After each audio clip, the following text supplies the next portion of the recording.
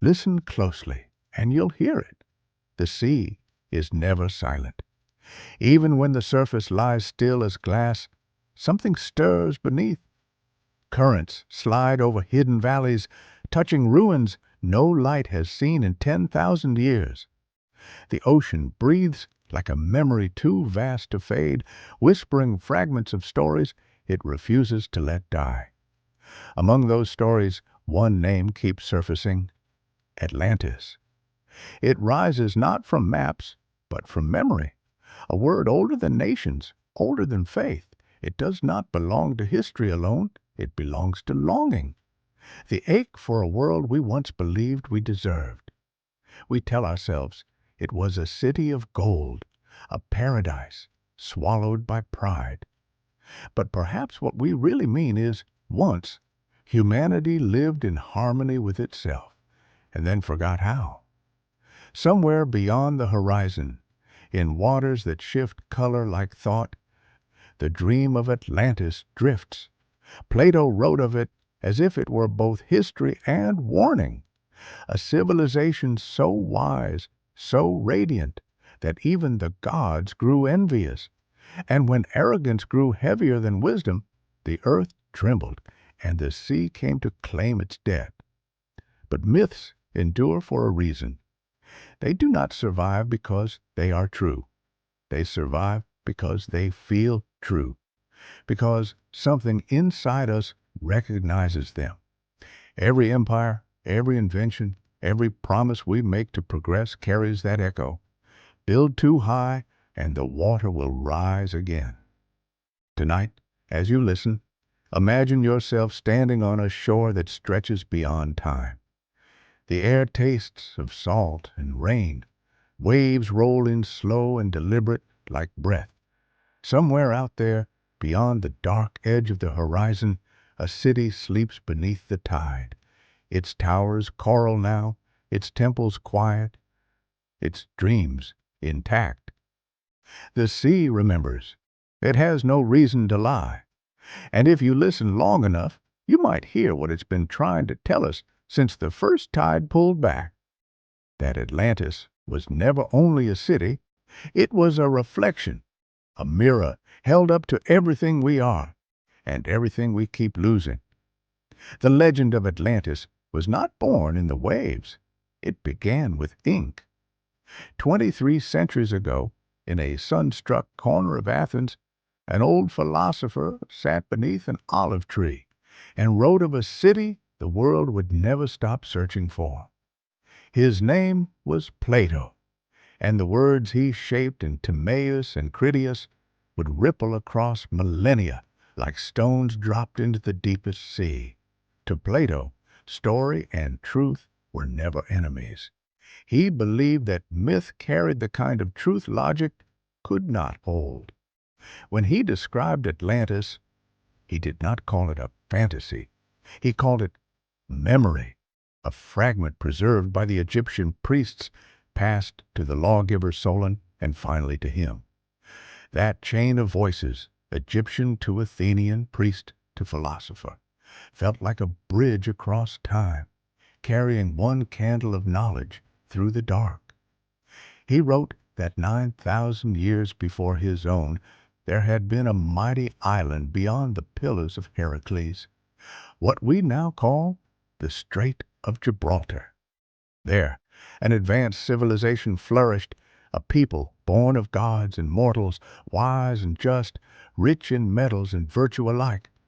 They built concentric circles of land and sea, their capital glittering like a jewel set into the ocean. Every channel was straight, every bridge carved from red, white, and black stone. The air was sweet with cedar and spice. Crops grew in endless rhythm with the seasons. It was order made visible. Plato's words are calm, but beneath them runs emotion, a philosopher's yearning for a world that lives by reason and harmony, untouched by greed. In his mind, Atlantis was not only a place. It was the embodiment of what humanity could be when guided by wisdom. The Atlanteans honored Poseidon, their divine ancestor, and they ruled with justice that mirrored the order of the cosmos. For a time, it seemed perfection might last forever. But Plato was a man of paradox. His ideal worlds were always shadowed by loss. In Critias, he lets perfection decay. The Atlanteans, he says, ceased to value virtue. Wealth outgrew wisdom. Ambition drowned humility. Their hearts hardened. Their temples filled with gold rather than gratitude. The gods, saddened rather than angry, decided to remind them of mortality. The earth quaked. The sea roared, and in a single day and night of misfortune, Atlantis sank beneath the waves. Scholars would later debate whether Plato invented the story to illustrate moral decline, but to those who first heard it read aloud, it must have felt different.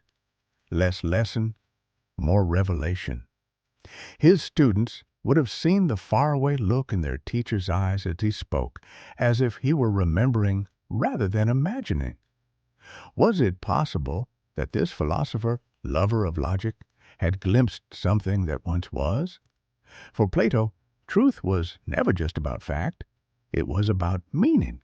He wrote during a time when Athens itself had fallen from its own golden age, scarred by war and corruption.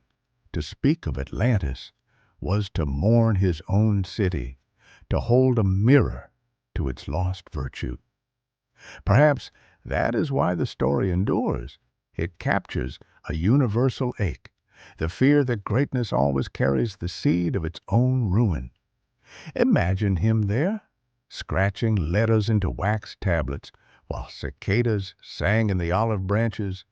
The Aegean shimmered in the distance, and beyond it lay the endless blue that hid his imagined island. He must have known his readers would doubt him. Philosophers live surrounded by skeptics. Yet he wrote anyway, perhaps sensing that disbelief and belief are twins, that one cannot exist without the other. When Timaeus reached the wider Greek world, it spread like a rumor from another lifetime. Sailors whispered of islands swallowed by storms. Egyptian scholars nodded knowingly. They had their own flood tales carved in stone. Even Aristotle, Plato's brightest student, dismissed it with a shrug. The man who invented Atlantis also destroyed it. But centuries later, when the empire of Athens lay in dust, Plato's island still floated through the minds of poets and priests. What makes his vision so haunting is its ambiguity. He gives us details vivid enough to taste, the walls of orichalcum gleaming in the sun, but he leaves the ending unfinished. Critias breaks off mid-sentence, as if the sea itself had risen to drown the text. The last word in the surviving manuscript is remember. Scholars call it coincidence. Listeners call it destiny. Perhaps Plato wanted it that way. To define Atlantis too clearly would cage it. To leave it unfinished would let it live. In the silence after that last line, generations have poured their own longing. Sailors dreaming of paradise, scientists hunting lost continents, ordinary souls hoping there exists a place where balance once reigned. Atlantis became less a city than a question, and behind that question lies something deeply human. Every age imagines a perfection it has lost.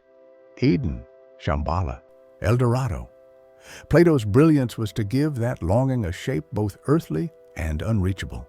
He located utopia in time and space, then let it sink, ensuring we would chase it forever.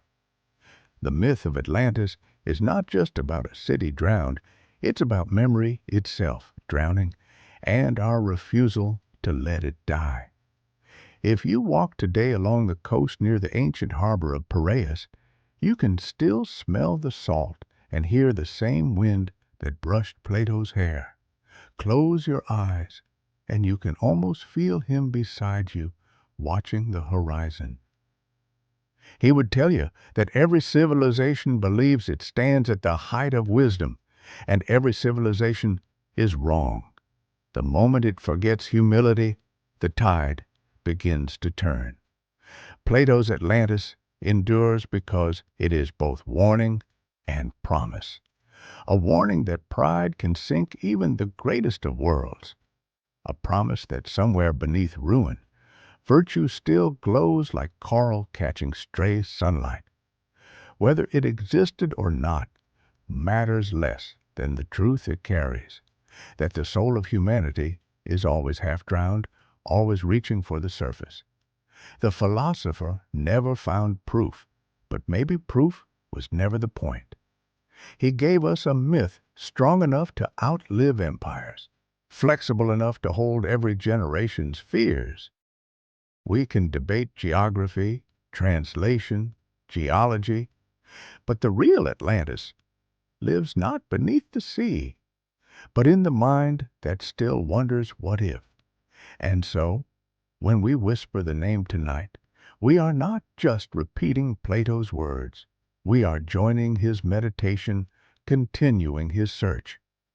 The city he dreamed has become our mirror, reflecting both our brilliance and our blindness.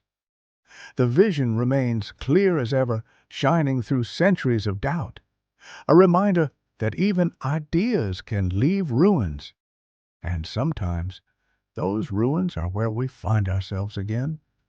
Before the sea claimed it, Atlantis was the glittering dream of the earth.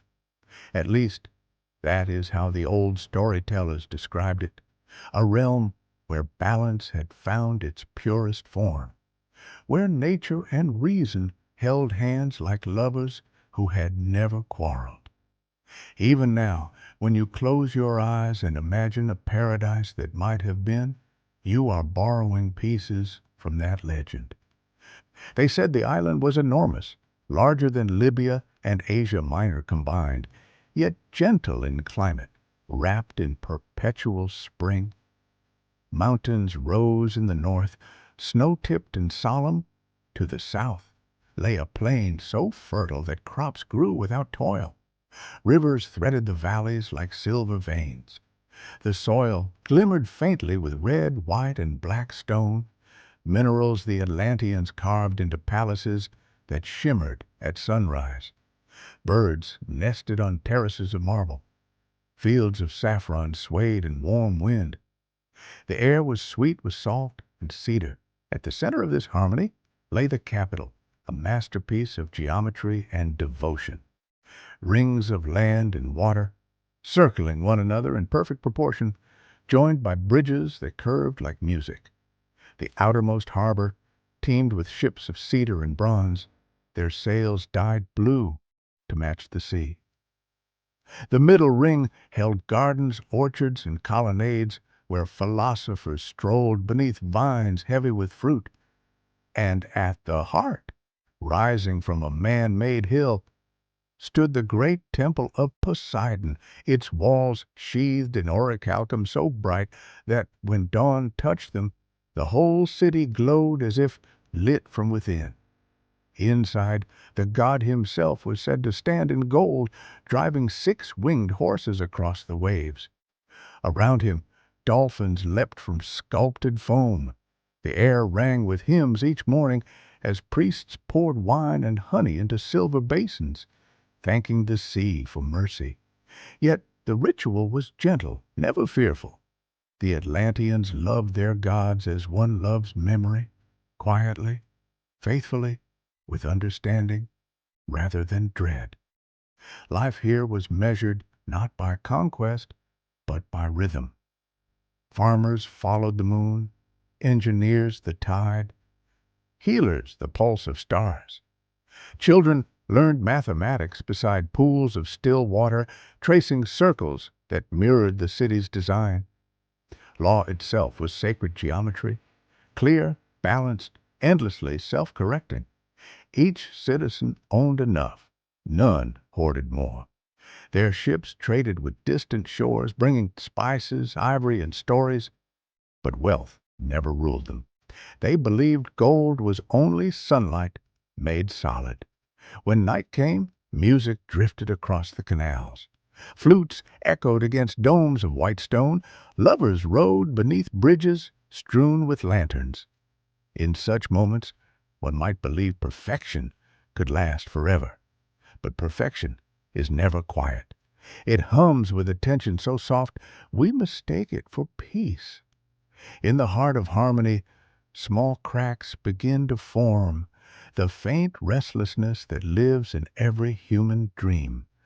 Even here in Atlantis, people wondered what lay beyond their horizon. The same curiosity that built their wonders began to test their boundaries. Plato described them as half divine, half mortal, descendants of Poseidon and a mortal woman named Cleito.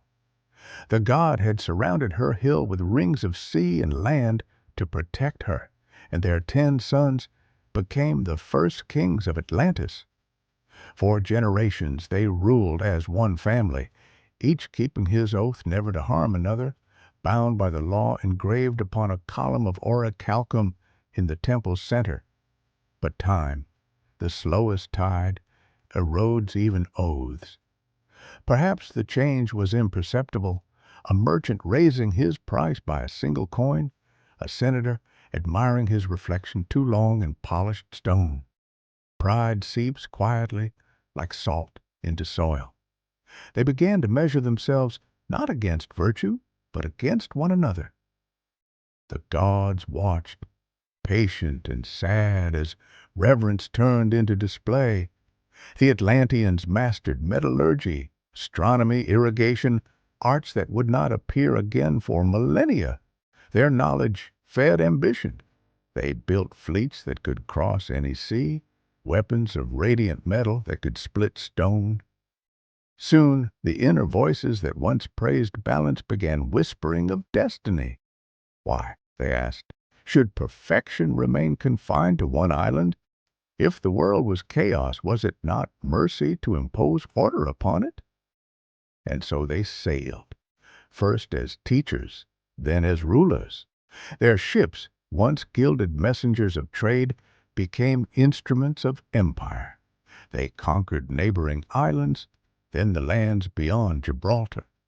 Even mighty Athens, still young then, felt their shadow. The more they triumphed, the more hollow their songs became. In palaces of gold, laughter turned brittle. The temples grew quiet. The column of law, once polished daily, gathered dust. Yet among them were those who still remembered the old harmony. The priests, the poets, the mothers who told their children that power without humility would anger the sea. They prayed for restraint, but prayer is a fragile thread against the roar of progress. On the night their fate was sealed, the stars themselves seemed to waver. The air grew heavy, the sea strangely still. Some said the moon turned red, others heard the cry of dolphins fleeing toward open water. Then the earth began to tremble, towers swayed, bridges cracked, harbors split open, fire leapt from the mountains, lighting the rain in sheets of flame. The ocean drew back, revealing the sea floor for a breathless instant, then returned in a wall of water taller than memory. In one day and one night, Atlantis vanished. Plato would later describe the event with philosopher's restraint, but behind his words one can feel sorrow, not condemnation. The gods mingled their flood with fire, he wrote, and the island was swallowed. To him it was not punishment, but correction, a return to equilibrium.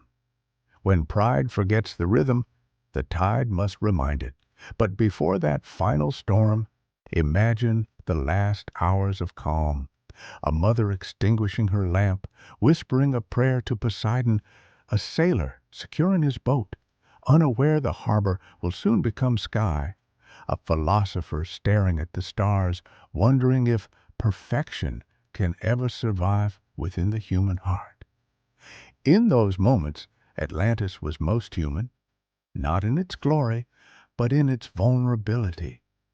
If you listen now to waves breaking on any shore, you might hear an echo of their voices. Legends say that sometimes when the sea is clear and the sun low, shadows of marble can be seen far beneath the surface. Arches, columns, streets.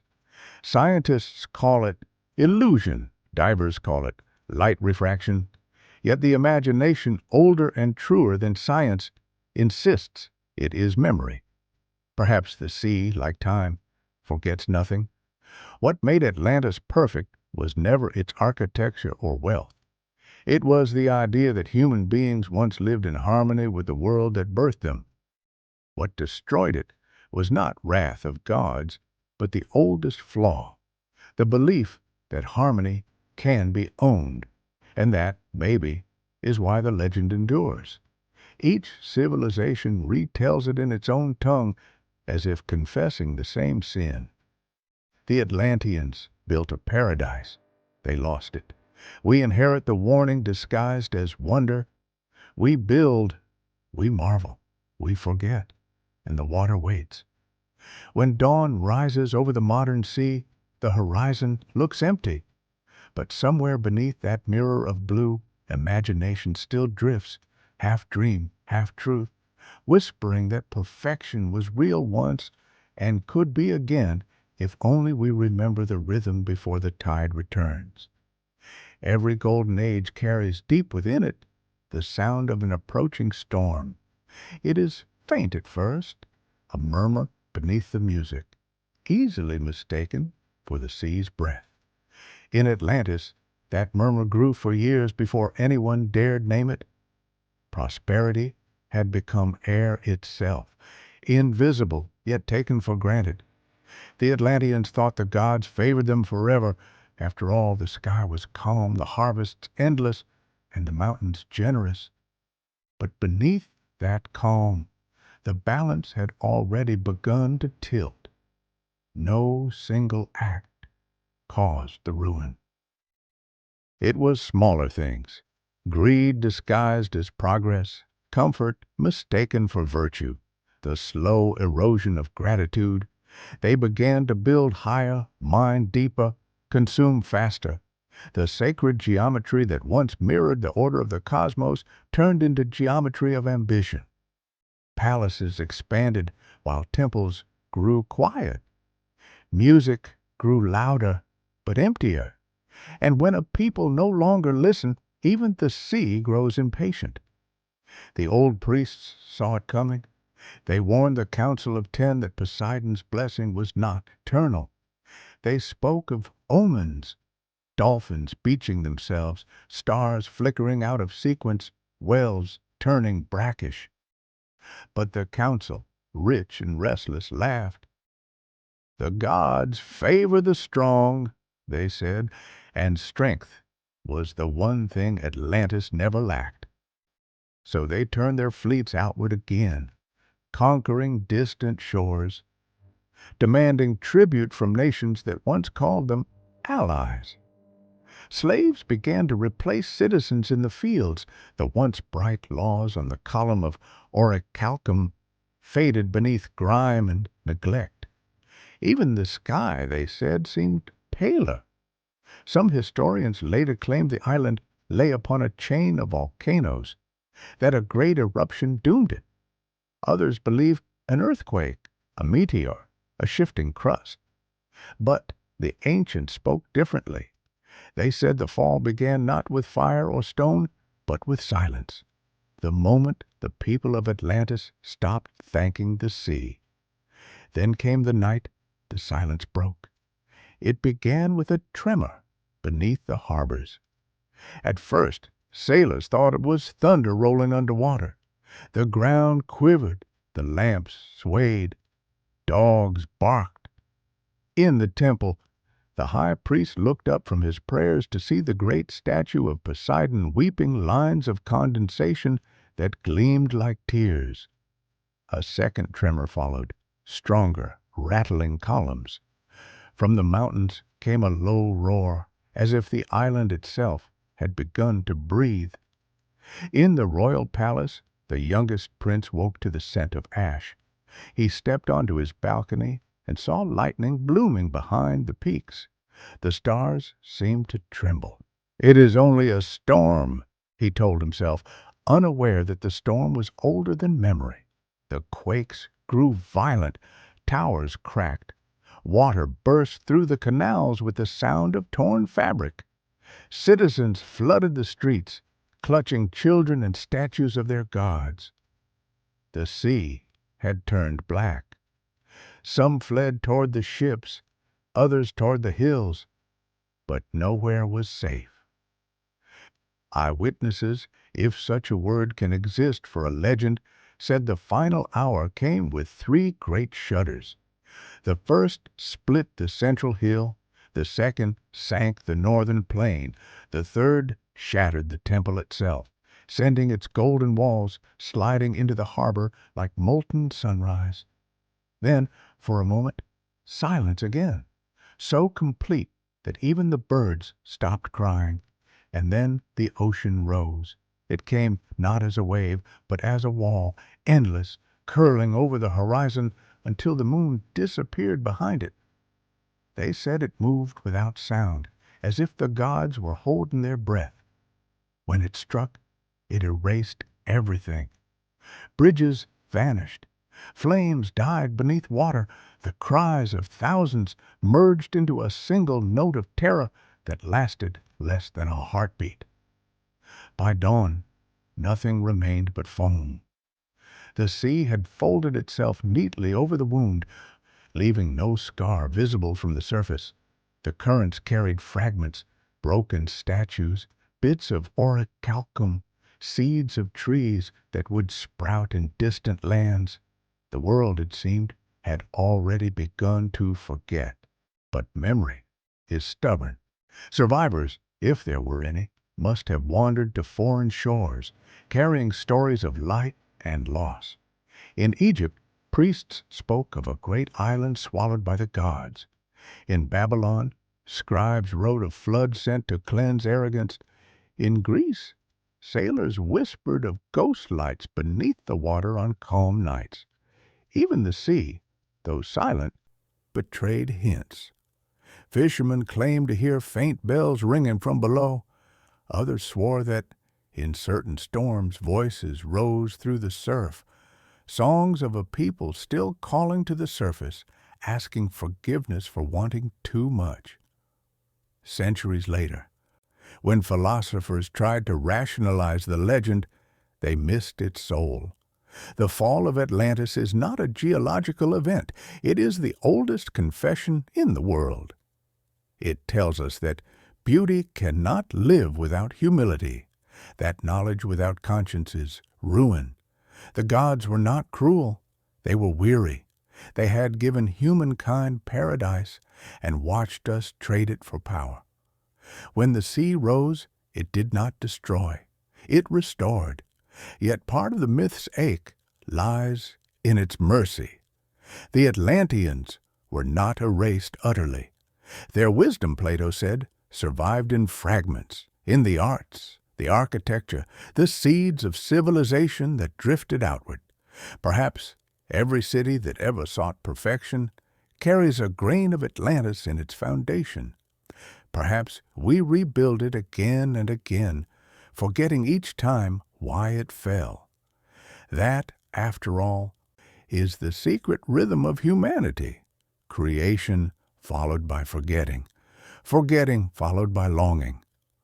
We write myths not because they happened, but because they keep happening. So when you hear the waves tonight, know that they are not only the sea's breath, they are the slow pulse of remembrance. Each crest that rises and falls is another retelling, another warning, another promise. Atlantis drowned once in water and 1,000 times in memory. Yet even now, when the sun slips beneath the horizon and the ocean darkens, the mind drifts toward the idea of a city glowing beneath the waves, a dream that refuses to die. Because in the end, the fall of Atlantis was not just theirs.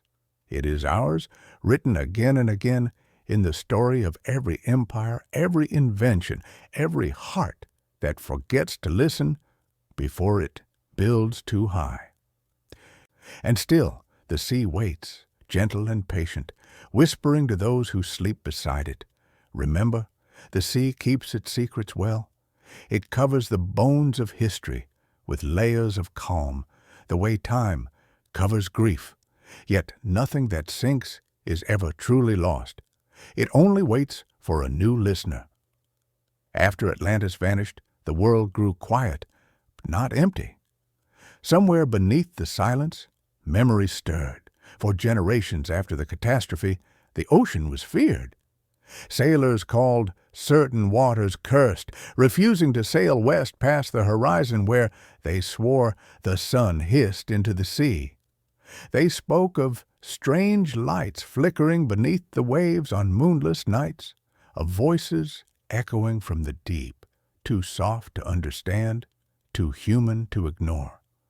To them it wasn't water that drowned the world, but sorrow. And in scattered corners of the earth, stories began to rise again, like bubbles breaking the surface. In Egypt, priests told Solon that long before their own kingdoms there had been a mighty island beyond the western sea, a people who angered the gods and were buried beneath waves. They showed him temple walls etched with hieroglyphs of floods and forgotten stars. Solon carried that story home, passing it to Plato. That's how myths survive, not as fact, but as inheritance. In Babylon, cuneiform tablets spoke of Utnapishtim, the man who survived a flood sent to cleanse arrogance. In Sumer, they told of Eridu, the city built before the first sunrise, swallowed by divine waters. In India, Vedic hymns described a great deluge washing over the lands of the seven rivers. In Mesoamerica, elders told of a shining kingdom destroyed when its people turned against the gods. Different tongues, same rhythm, creation, pride, destruction, remembrance. It was as if the memory of Atlantis had fractured into 1,000 smaller myths, drifting like continents apart, but still echoing the same heartbeat. What if, as some scholars suggest, those weren't coincidences? What if humanity carries its traumas the way the sea carries wreckage, scattered yet never gone? Thousands of years passed. The world changed its maps. Empires rose and fell, but the sea kept whispering. Ancient sailors reported seeing pillars on the ocean floor when the water was clear. Others returned with coral-encrusted artifacts, shapes too precise, too symmetrical to be natural. They brought them to kings who shook their heads and said, "You have found the ghosts of your own imagination." But imagination is stubborn. By the time of the Greek historians, Atlantis had already become legend, but one that refused to rest. Writers like Strabo and Pliny pondered its possibility. Some placed it near the Azores. Others thought it lay off Crete. The philosopher Crantor swore that Egyptian priests had shown him records describing it in detail, temples, canals, and all. Whether he lied or believed, it did not matter. The story had already taken root in the soil of human longing. For what is Atlantis, if not a symbol of what we've lost and cannot forget? Even in times of darkness, when knowledge dimmed and libraries turned to ash, the dream of Atlantis survived. Monks copying ancient texts in candlelight would pause on the name and sigh. Crusaders sailing home from war looked upon the endless Atlantic and wondered if paradise lay beneath. The sea became a mirror for every heart aching for redemption. There is something haunting about the way myths persist, even when memory fails. Perhaps they are not inventions at all, but instincts, truths too large for reason, carried forward by story because no other vessel can hold them. Atlantis, then, may not be a place in the world, but a place in the mind, that small, stubborn corner where hope hides after disaster. And yet, the physical world has a way of hinting at deeper meanings. In the Mediterranean, divers found ruins along the coasts of Crete and Santorini, cities shattered by volcanic fire and swallowed by ash. The island of Thera, destroyed around 1600 BCE, bears eerie resemblance to Plato's description, a circular land, advanced in trade and art, ended by the wrath of the sea. To archaeologists, it was coincidence. To dreamers, it was evidence. Meanwhile, in the far Atlantic, strange formations appeared. The Bimini Road in the Bahamas, a line of massive stone blocks resting just beneath the surface. The Azores, rising like mountain peaks of a sunken continent. Each discovery reignited faith that the lost city might one day be found. But maybe the question isn't whether Atlantis existed. Maybe the question is why humanity needs it to. The sea doesn't whisper names by accident. It hums with currents that sound like memory, like something we once knew before language. When waves lap against rock, they repeat the same rhythm our hearts make in sleep. We are bound to the ocean not by geography but by resonance. Perhaps that's why Atlantis never drowns completely. Every generation hears its echo and reshapes it. The Romans imagined it as their moral ancestor. The Renaissance saw it as scientific utopia. The Victorians turned it into evidence of civilization's divine origin. We keep reconstructing it in the image of our own desires, the city that reflects whatever humanity most longs for. In that way, the myth itself is immortal. It adapts, evolves, whispers through new forms of art and belief. Every painter who dreams of perfect light, every scientist who imagines a civilization wiser than our own, every wanderer who looks at the horizon and feels something pulling, each of them is answering the same ancient call. Imagine, for a moment, the ocean floor. Darkness like velvet, pressure enough to crush steel, and yet, in that silence, life still glows, small lights drifting like embers. Some scientists call them bioluminescent organisms. Others, more poetic, call them the memories of the sea. Perhaps those tiny lights are the souls of stories, fragments of every city, every song, every dream ever swallowed by time. If that is true, then Atlantis is not gone. It's merely speaking in a slower language. The sea remembers in patterns of tide and current, in coral that grows where marble once stood. When we dive deep enough, we aren't discovering ruins, we're rediscovering ourselves. Because the truth is, humanity has always been haunted by its own potential. We build towers to the clouds, machines that reach beyond stars, and still we look backward, whispering of something purer, kinder, lost.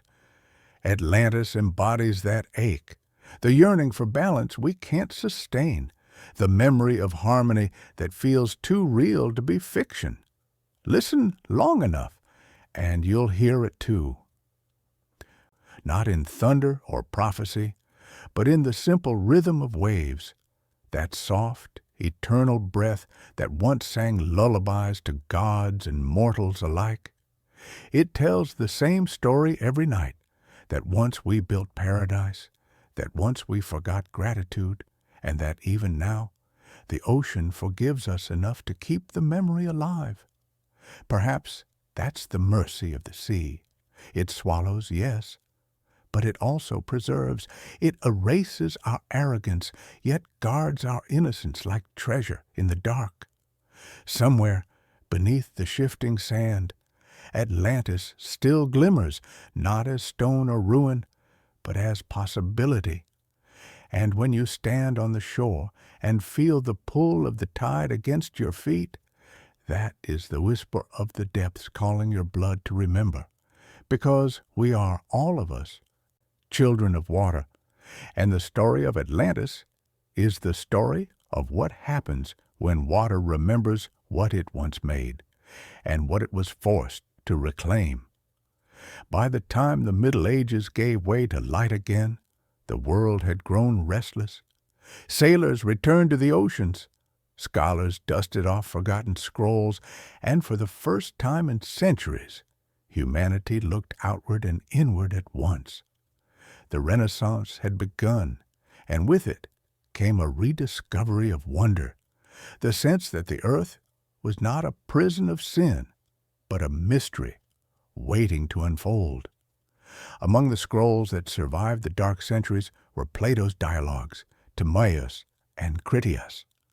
Philosophers read them with fascination, but the new thinkers of the 15th century were not monks whispering about morality. They were adventurers, astronomers, cartographers, people who believed that if something could be imagined, it could be found. And so the story of Atlantis awoke again, like a dream resurfacing after long silence. At first, it was treated as allegory, a moral tale wrapped in metaphor. Yet as the age of discovery gathered speed, allegory began to look suspiciously like map-making. The Atlantic Ocean, long feared as an endless void, was suddenly dotted with ships, small wooden vessels creaking toward the unknown. Somewhere beyond the horizon, they believed, lay the edge of the world, or perhaps its beginning. When Christopher Columbus crossed the sea in 1492, he carried not only compasses and royal charters, but myths. In his journals, he wrote of strange warm currents, of green reeds floating in open water, and of a belief that somewhere beneath the waves lay lands of old knowledge. He had read Plato. He had also read of the island kingdoms in Arabic texts, Al-Maghrib al-Aqsa, the farthest west, where angels were said to guard hidden libraries. Whether he admitted it or not, the ghost of Atlantis sailed with him. Every explorer who followed found their own version. Francisco Lopez de Gomara, in the 16th century, argued that the Americas themselves were Atlantis reborn, that the New World was in fact the Old One rediscovered. The conquistadors who marched through jungles and deserts believed they were chasing history's echo, not just gold. When they looked at the monumental cities of the Maya and the Inca, with their precise geometry, their temples aligned with stars, they whispered, Atlantean. Of course, their plunder disguised itself as discovery. Where the ancient Atlanteans had fallen to pride, these new seekers fell to greed. They destroyed while claiming to reveal, and yet, paradoxically, even through conquest, the myth deepened. It became not only about a lost island, but about the lost innocence of humanity itself. The way each civilization in its hunger ends up mirroring the one it mourns. As centuries passed, the Enlightenment tried to strip mystery from the world. Everything had to be measured, classified, proven. But Atlantis, ever patient, refused to fit inside reason's compass. Instead, it haunted the edges of maps, the blank spaces where explorers still wrote, "Here be dragons." In 1627, the philosopher Francis Bacon published The New Atlantis, a book that reimagined the island not as punishment, but as promise, a utopia of science and morality, living in harmony. Bacon's Atlantis was a society devoted to learning, where scholars studied both nature and spirit. He wasn't trying to prove Plato right. He was trying to redeem the idea itself. To him, Atlantis symbolized the highest potential of mankind, the marriage of discovery and virtue. The image took hold. To every era that followed, Atlantis became a mirror for its dreams. The Romantics of the 18th century turned it into a paradise lost to time. The Victorians made it evidence of divine evolution, proof that man had always been destined for greatness. And in the 19th century, one man's obsession would ensure that the myth never drowned again. His name was Ignatius Donnelly, a U.S. congressman turned scholar who, in 1882, published Atlantis, the Antediluvian World. The book spread across the world like fire across oil. Donnelly gathered every flood myth, every archaeological curiosity, every linguistic coincidence, and declared them proof that Atlantis had been real, the mother civilization of all mankind. He believed its survivors had carried wisdom to Egypt, to Central America, to Greece and India. Donnelly's prose was confident, thunderous, and deeply romantic. He wrote as though revelation were just beneath the next page. All the legends of mankind, he declared, are but dim memories of Atlantis. To millions, it was intoxicating. Scientists mocked him. Readers adored him. For decades, his ideas filled parlors, lectures, and dinner tables. Even writers like Jules Verne and H.P. Lovecraft borrowed his Atlantis to fuel their own imagination. And so, a myth that had slept for millennia became a cultural obsession. The age of exploration had shifted from ships to stories, from the sea to the imagination. The new explorers no longer carried compasses, but pens and theories. Some searched through the sands of Egypt, others through the jungles of Yucatan, convinced they could still unearth the bones of paradise. But none of them perhaps understood that the search itself had become the real Atlantis, a collective act of remembrance. Humanity was not just looking for ruins, it was looking for redemption. We wanted to believe that once, long ago, we had been wiser, and that wisdom might still be recoverable. The irony, of course, is that every rediscovery mirrored the same flaw. Each generation thought itself closer to truth, yet what it really found was reflection. We looked at the ocean and saw what we needed to see: ambition, curiosity, guilt, hope. The sea simply reflected it back, patient and unjudging.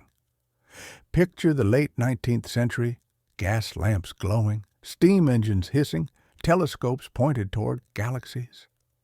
And amid all that progress, scholars hunched over Plato's words, dreaming of marble pillars beneath waves. Even with the stars above them, they could not stop searching below. That dual gaze, outward and inward, defines humanity. We dig into darkness, expecting light. Donnelly died in 1901, never seeing his Atlantis proved nor disproved, yet his influence flowed onward. Archaeologists, mystics, and novelists continued his quest. They mapped supposed Atlantean trade routes across the Atlantic, traced stone ruins in Morocco and the Azores, even proposed Antarctica as the lost continent, each theory more unlikely than the last, yet each revealing something true about the seekers themselves, that they were less interested in history than in meaning, because to find Atlantis would be to answer a question we've been asking since the first wave touched the first shore. Can perfection exist on Earth? The Renaissance dreamers, the conquistadors, the philosophers, the romantics, they all sought Atlantis for the same reason we still whisper its name. We cannot bear the idea that paradise once lost stays lost. We believe the sea must be keeping it for us. Perhaps that's the hidden mercy in the legend. If Atlantis were ever truly found, the mystery would end, and with it, the longing that has shaped us for centuries. Maybe the sea, wiser than we know, hides it not out of cruelty, but kindness. The unknown keeps us human. And so even now, ships still sail, satellites still scan, divers still descend. Each search begins with the same whisper Plato began with, "There was once an island." We don't search for proof, we search for memory, because in truth, every human heart is an explorer, and every lifetime is a voyage to recover what we lost. That flicker of balance between wisdom and wonder, between what we build and what we remember. Some call it discovery, others call it faith. But it is always the same journey, and somewhere beneath the rolling blue, the sea still waits, holding the secret patiently in its depths. The 20th century was an age of descent. For the first time, humanity had the tools to go where legend had always placed its ghosts, into the deep. Steam became steel, steel became submarines, and the sea, once a mirror of mystery, turned into a map of possibility. Yet the deeper we went, the more it seemed the ocean refused to surrender its oldest secret. After centuries of gazing at the horizon, we finally turned our gaze downward. In 1914, the first sonar experiments began. Pulses of sound sent into darkness, listening for the echoes of what lay below. The ocean floor, once imagined flat and endless, revealed itself as a landscape of mountains, canyons, and plateaus. Scientists gasped. The Earth's skin beneath the waves was alive. Each discovery felt like a clue. Perhaps Atlantis had not vanished completely, they said, but simply sunk along one of these undersea ridges. Expeditions traced the mid-Atlantic ridge, a serpentine mountain range stretching the length of the ocean floor. Its peaks, geologists found, rose like the spines of a buried continent. If any place fit Plato's words, an island larger than Libya and Asia combined, lying beyond the Pillars of Heracles. This was it. In 1949, sonar teams near the Azores reported finding rectangular formations deep below the surface. Newspapers erupted with excitement. Was it finally proof? The story spread across continents before scientists could temper the claim. The formations were natural basalt, the architecture of pressure and time, not human hands.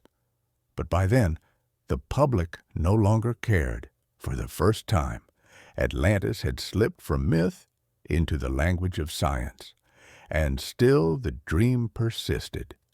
In 1968, pilots flying over the Bahamas spotted something strange off the coast of Bimini, a series of massive, perfectly aligned stone blocks stretching across the seafloor like an ancient road. Divers confirmed it. Photos flashed across magazines. A sunken highway leading to nowhere. The Bimini Road, they called it. Believers declared victory. Plato was right, they said. The proof has risen. Scientists countered that the stones were natural limestone fractured by erosion. Yet even skeptics felt a twinge of doubt. The symmetry was uncanny, the illusion too deliberate. The sea, it seemed, was playing with us, revealing just enough to keep hope alive. For every expert with data, there was a dreamer with conviction. The psychic Edgar Cayce, long before the discovery of Bimini, had predicted that parts of Atlantis will rise near Bimini in the late 1960s. When his followers saw the photos, they claimed prophecy fulfilled. Suddenly, the myth and the modern world collided.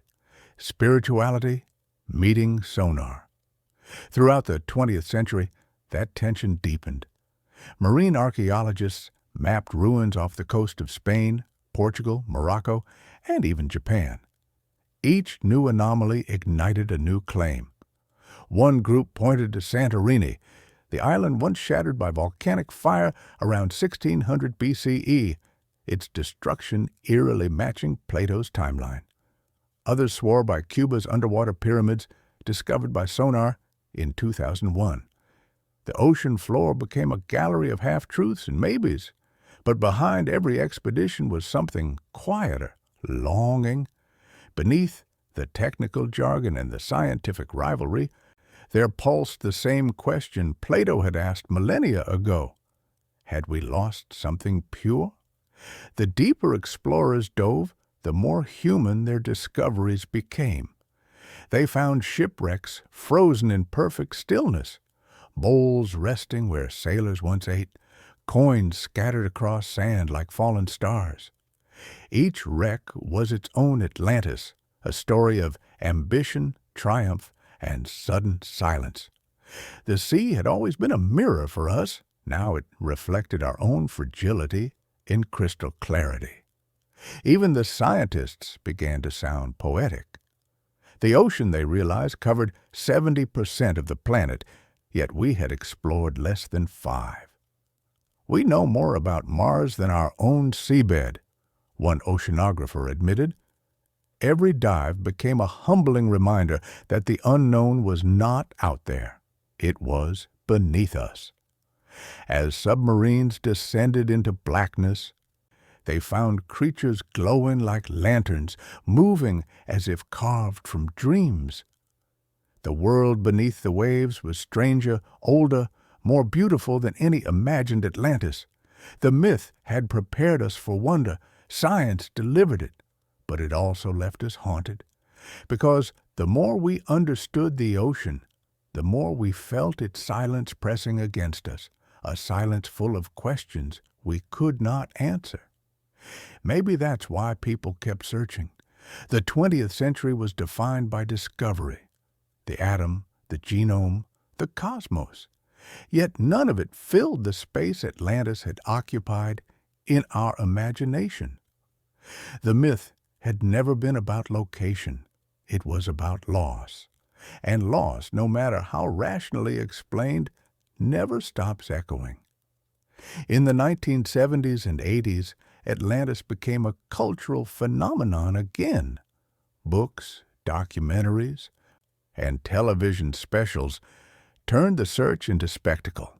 The story adapted to every new fear: global warming, nuclear annihilation, technological arrogance. Atlantis was no longer just a lost city. It was a prophecy, a mirror warning that if we forget balance again, the water will return. And maybe deep down, we believe it will. Even today, satellites scan the ocean floor in blue-gray detail, mapping ancient riverbeds and plateaus. Scientists say there are mountains taller than Everest, hidden beneath the Pacific, valleys deeper than the Grand Canyon. Each new contour traced by sonar feels like another ghost rising. The world, we are reminded, still hides more than it shows. When night falls on the open sea, the surface reflects the stars so perfectly that it's impossible to tell where sky ends and water begins. That's the way the myth lives now, between reflection and reality, shimmering in the space where belief meets proof. Perhaps Atlantis was never meant to be found. Perhaps its true purpose is to remind us that not everything we lose can or should be recovered. That mystery itself is sacred, the final refuge of wonder in a world that wants to measure everything. And yet, the search continues. Divers still descend with cameras. Researchers still publish theories. Poets still write of drowned gardens and shining spires. Because every generation needs a horizon, something just beyond reach to keep it moving forward. The ocean gives us that gift. Endlessness. It lets us project our dreams onto its surface and then, gently, takes them back. Atlantis endures because the sea endures, and because both refuse to speak plainly. Beneath the waves, silence is not emptiness. It is promise, a slow, patient promise that somewhere in the dark folds of time, what was lost still glows, and maybe, one quiet night, when the sea is perfectly still and the stars align, someone will look down through clear water and see it, not ruins, not stone, but recognition. The face of a dream reflected back, unchanged.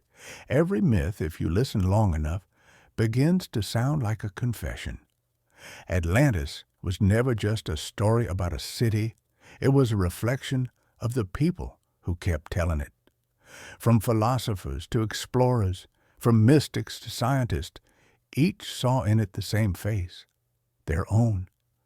The Atlanteans, Plato wrote, had everything: knowledge, power, peace, and yet they fell, not because of a god's anger, but because of their own forgetting humility, forgetting gratitude, forgetting that wisdom and comfort cannot occupy the same throne. It is a parable so simple that even a child can understand it, and yet the world repeats it endlessly. Look at history, and you'll see it everywhere. Rome rising on the promise of virtue, collapsing under luxury. Empires that brought order only to drown in their own excess. Atlantis was not their ancestor, but their reflection, a myth that travels like a shadow, following every civilization until it too disappears beneath its own weight. That's why the story endures. It's not the mystery of where Atlantis was. It's the recognition of what we've done since it sank. For thousands of years, we've stared at the horizon trying to find the ruins. But the ruins are around us, sometimes inside us.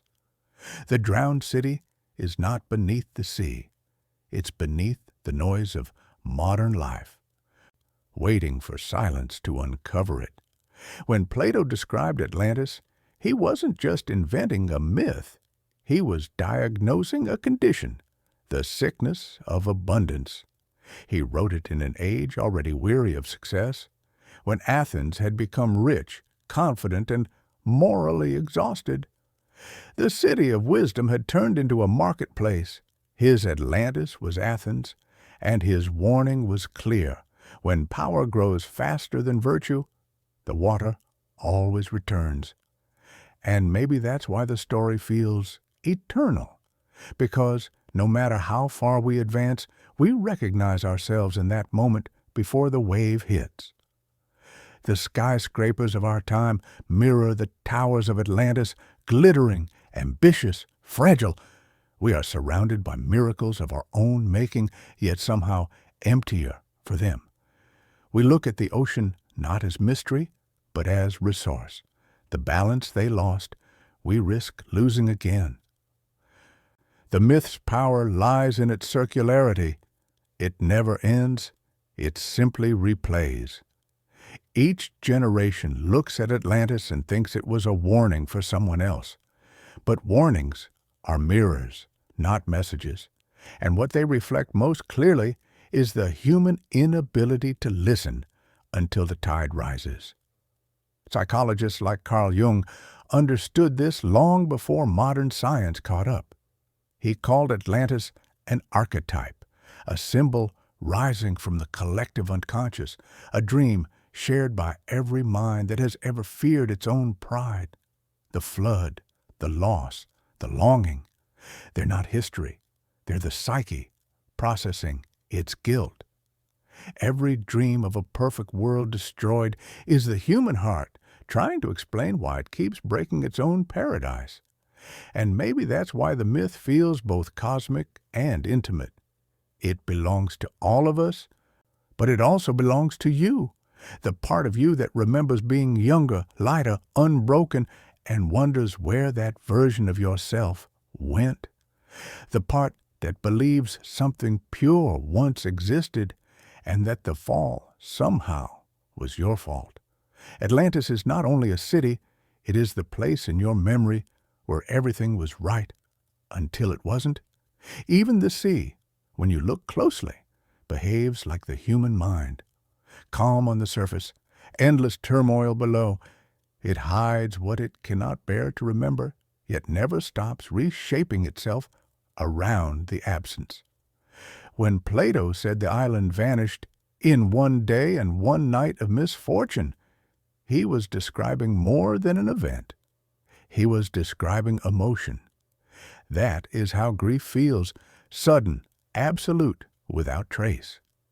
In modern times, the myth has evolved into prophecy.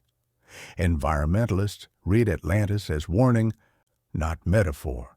They see the rising seas, the melting ice, the trembling balance between progress and collapse.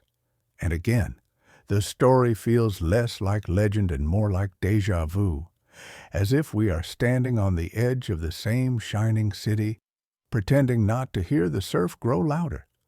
Technology, too, is a form of hubris.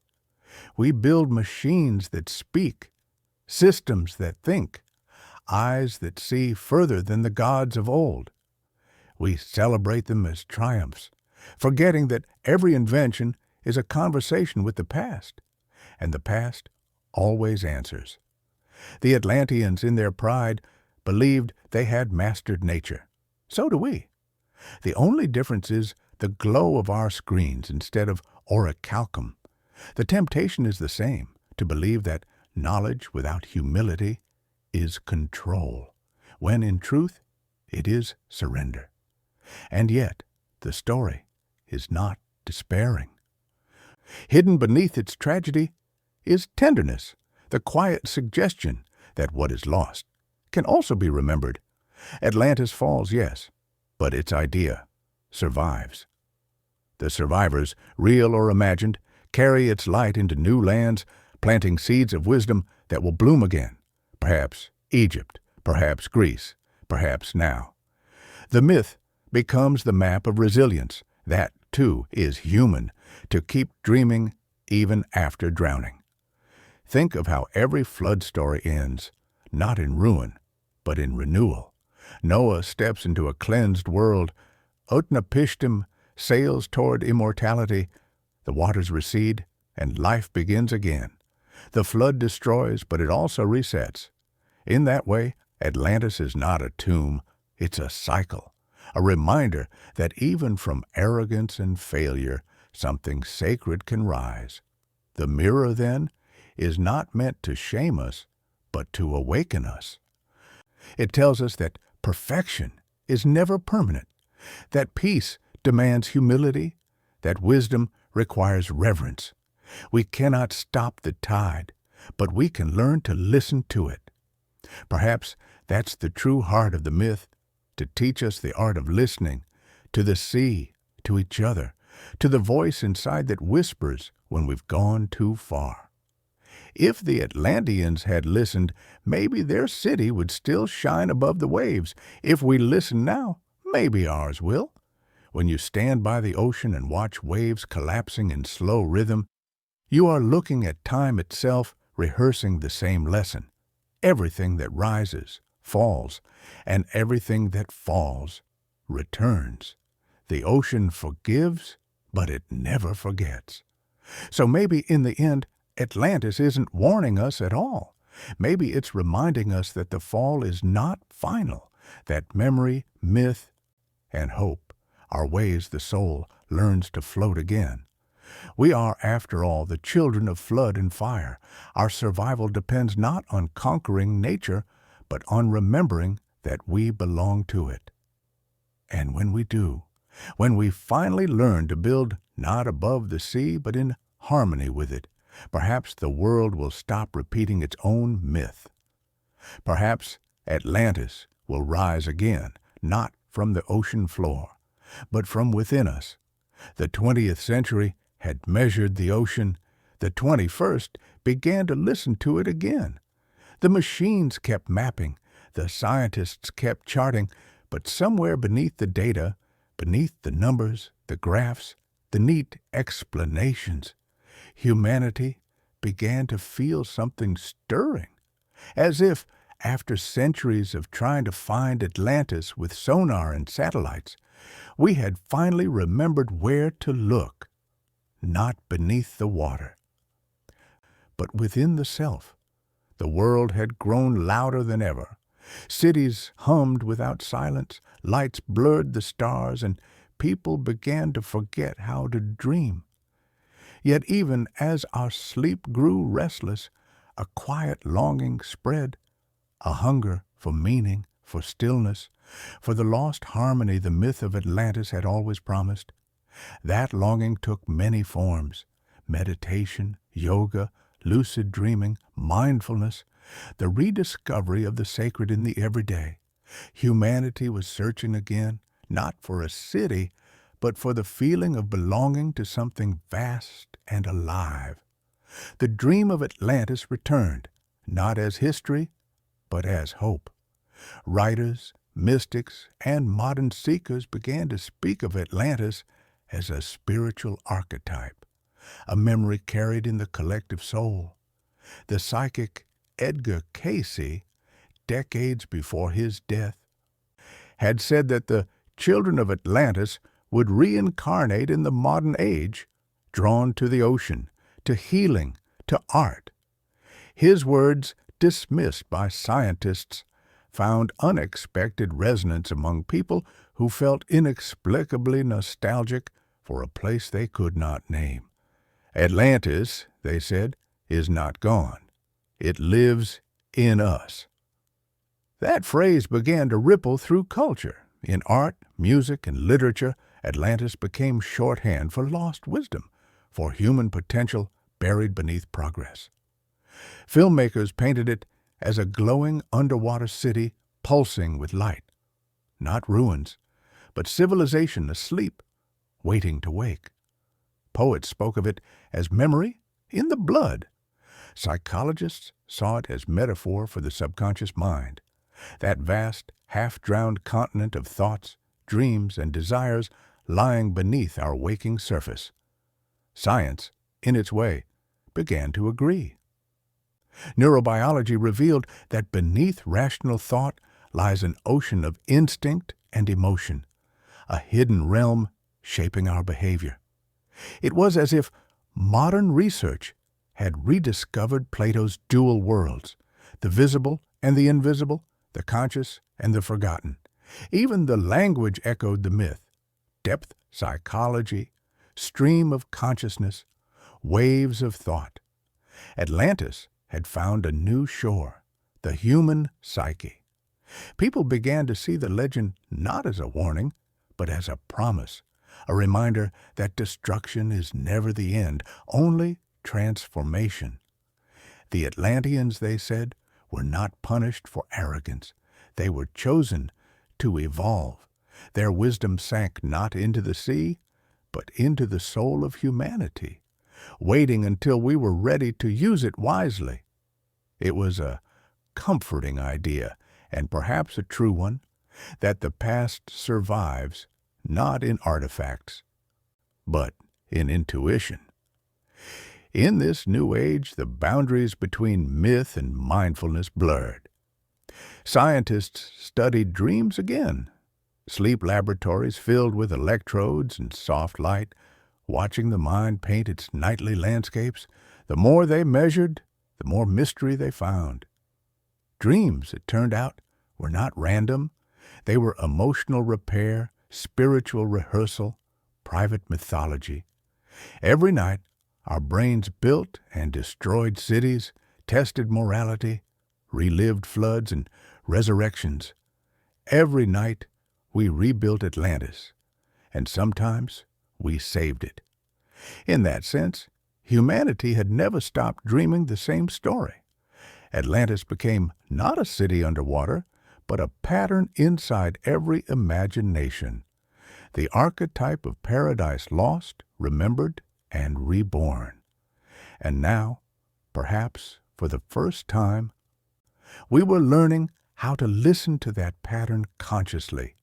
The modern mystics began calling this the return of Atlantis, not a literal surfacing of ruins, but a return of awareness, of empathy, creativity, and connection with nature. Climate scientists warned of rising seas, and suddenly the old myth didn't feel symbolic anymore. It felt prophetic.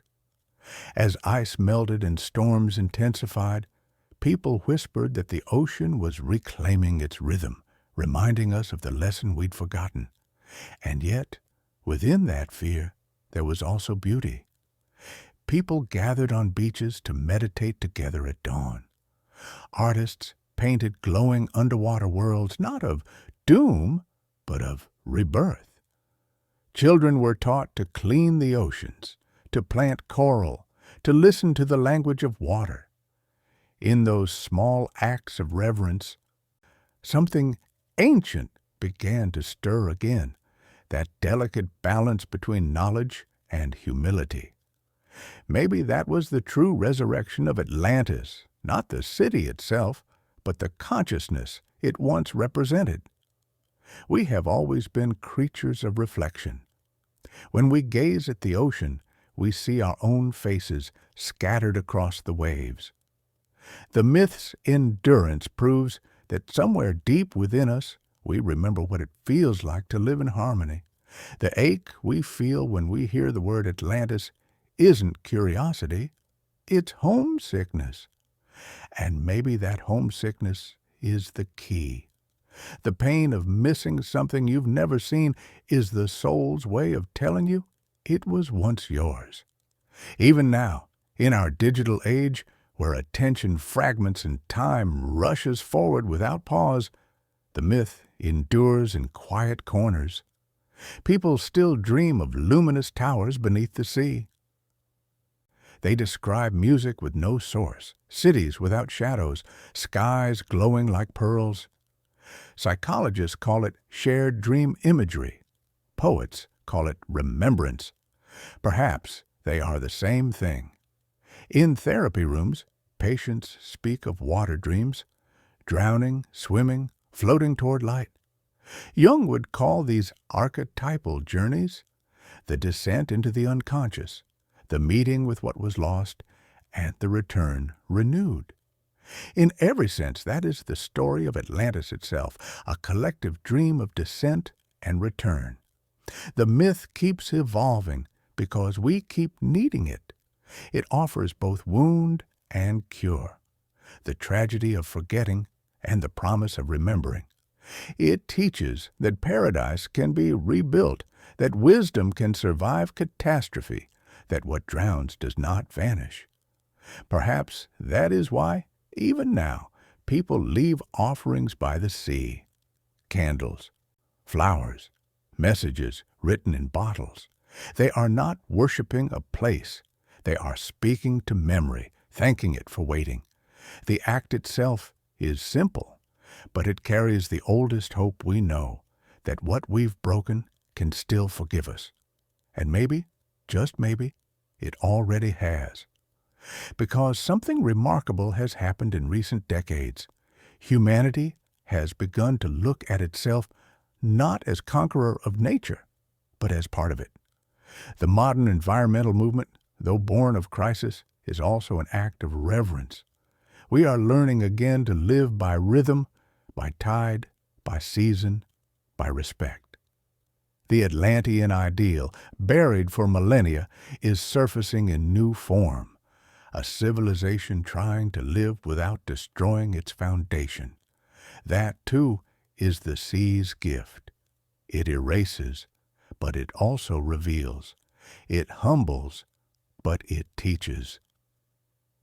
Every storm clears the shore for life to begin again. Perhaps Atlantis had to fall so we could rise wiser. When you think of the myth now, think of it as a circle, not a line. The city rises, thrives, falls, and sleeps. And from its sleep, humanity learns, adapts, and dreams again. We are living in one of those dreams right now, balancing between forgetting and remembering. The next flood will not be water alone, but awareness, a tide of consciousness rising quietly across the world, reminding us that paradise was never lost, only misplaced. And so, Atlantis returns, not through discovery, but through awakening. The sound of waves is the same language the gods once spoke. It says, "You were never separate. You were never exiled. You only forgot." The dream of Atlantis lives every time someone stands at the shore and feels peace they cannot explain. Every time a scientist finds wonder in the smallest organism. Every time an artist paints a light that seems to come from within the sea. Each act of reverence, each whisper of humility, pulls another thread of Atlantis back into the world. We may never find its ruins, but maybe that is the point. Maybe the gods buried it not to punish us, but to give us something eternal to seek. Because in seeking, we remember what matters, and in remembering, we rebuild. So when you listen to the ocean tonight, let the waves speak in their oldest tongue. You may hear the names of places that never were, or maybe of places yet to come. You may hear your own heartbeat syncing with the pulse of the tide. That rhythm, slow, patient, forgiven, is Atlantis, and it was never gone. Night falls again, and the sea breathes softly against the world. The same water that once rose to swallow empires now moves in rhythm with the moon, patient as time itself. You can almost feel its pulse beneath the surface, deep and slow like a heart that never stopped beating. Somewhere below, in that vast, dark quiet, the story of Atlantis still hums, not as sound, but as memory. We have spent thousands of years chasing that hum. We have mopped the ocean floor, translated forgotten tablets, debated, theorized, dreamed, and yet, after all that searching, the truth remains just out of reach, shimmering like light beneath the tide. Maybe it was never meant to be found in the way we imagined. Maybe Atlantis was never an address, but an emotion.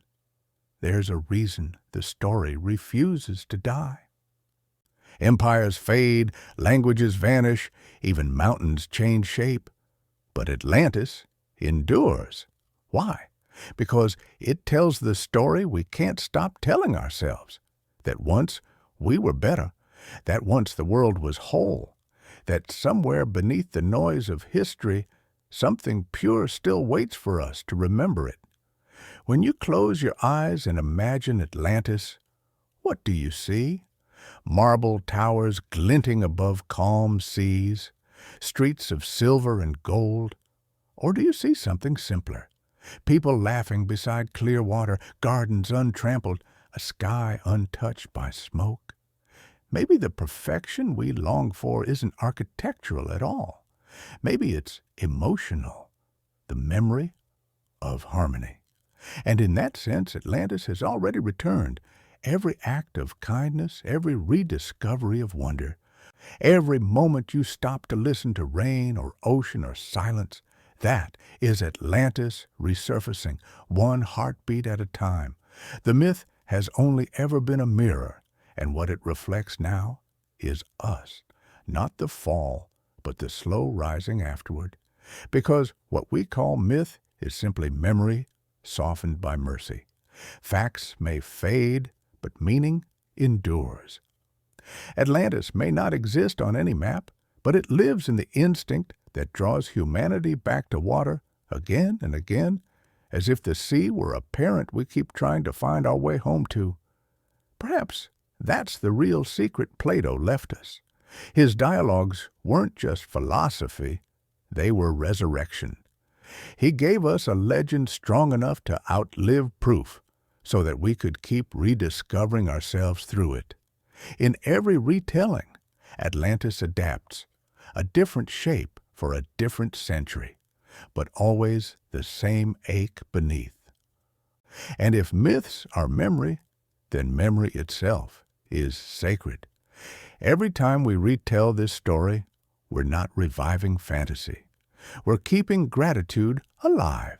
We are reminding ourselves that greatness without grace collapses, that the sea always returns for what pride abandons, and that wisdom, though it drowns, never dies. Look at the world now, rising seas, burning forests, cities shining with restless light. It feels sometimes like the tide is already coming back. But perhaps that's not punishment. Perhaps it's invitation. The ocean whispering, remember the rhythm. Every wave against every shore is the same word repeated, balance. And maybe that's what the myth was always teaching, not fear of loss, but faith in renewal. The Atlanteans fell because they forgot reverence, but the story endures because we remember it. Their fall became our compass. The flood became our song. And in that cycle, creation, forgetting, remembering, humanity finds its pulse. When you stand at the water's edge, you are standing on the border between myth and memory. Behind you, the world of noise and reason. Before you, the vast silence that holds everything that ever was. The waves touch your feet, retreat, return, always returning. You realize the ocean isn't reminding you of Atlantis. It is reminding you of yourself. Because you, too, are made mostly of water. Every heartbeat echoes a tide. Every breath mimics the sea's inhale and exhale. Maybe that's why the myth feels personal. Maybe we feel the loss of Atlantis so deeply because, in some small way, we remember being it. The perfection, the fall, the silence after, all of it. And maybe that's what the gods meant to show us all along, that we are both the builders and the flood, that the divine is not something outside us, but the rhythm between what we create and what we learn to let go. Atlantis was never a city punished by gods. It was humanity taught by its own reflection. And the reflection still speaks. It speaks through art, through science, through the longing that rises in your chest when you stare into deep blue water. It speaks in the quiet recognition that we've been here before, that we've built, lost, remembered, rebuilt, and that every loss carries within it the seed of return. That's why the story still matters, because it's not just about what was lost. It's about what refuses to stay lost. It's about the endurance of beauty, of hope, of the part of us that keeps dreaming no matter how many times the tide pulls us under. When the sea whispers tonight, it won't be telling you where Atlantis lies. It will be reminding you that forgetting and remembering are one continuous wave, that we fall so we can rise, that nothing sacred ever truly sinks. So breathe with the tide. Let the rhythm carry you, in and out, rise and fall. Feel the pull of that ancient heartbeat calling from the depths, saying, you are not separate, you are not adrift, you are part of the ocean that remembers everything. And if you listen closely, really listen, you might hear it, the soft hum of the lost city, still dreaming beneath miles of silence, waiting not to be found, but to be felt. Because Atlantis was never about the past. It was about possibility, about what humanity can be when it remembers that it, too, is made of the same rhythm that moves the tides. The sea forgives. It always has. It never stops returning what we thought was gone. And perhaps one night, long after we've forgotten the names of our own cities, when someone stands on a quiet shore under a silver moon, they will hear the same story, not from books, but from the waves themselves. And they will smile, because the ocean will be whispering what it has always whispered. Atlantis was real. It still is. You are standing on its shore.